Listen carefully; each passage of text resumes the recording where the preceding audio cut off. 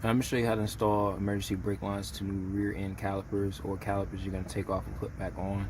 Alright, unfortunately for this vehicle, which is an 01 Buick Le Sabre, they have springs on this emergency brake line, which makes it very difficult to take this off and put on. Okay, some of the more modern vehicles, or if you see some tutorials online when dealing with installing rear end calipers, they don't have this. It's just that metal line you can easily put on and off.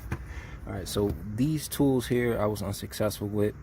This tool is really all that you need to accomplish that, and I'll show you how to do that in just a second. But the next best bet would be 2 pairs of channel locks, and the reason being is, number one, I recommend that you do the stationary. If you can do this when it's off, but it's better to do it while it's on. But you can see that there's not much space to put it on. If you have a fat end like this here, it's going to limit you to be able to place this on here. Alright, so I'm going to example this with the rear driver's side, because I've already done the other side. But you can also take the old one off of this as well. I've already pretty much got it pried off, but just use this caliper that's already in place and just get underneath that thing, push it out, and there it is, it's out.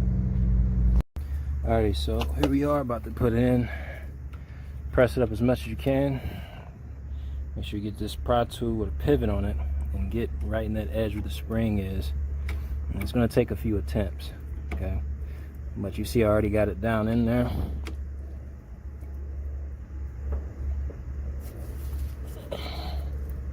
Pretty much got it in already. Just keep pressing it in a little bit. And voila. So not the easiest thing to do, but it certainly is a lot easier than using channel locks, pliers, and those other tools. So that's how you accomplish that. Also, post note, you want to have this part here on this spring and wire before you do it. It's going to be damn near impossible to do it if you don't.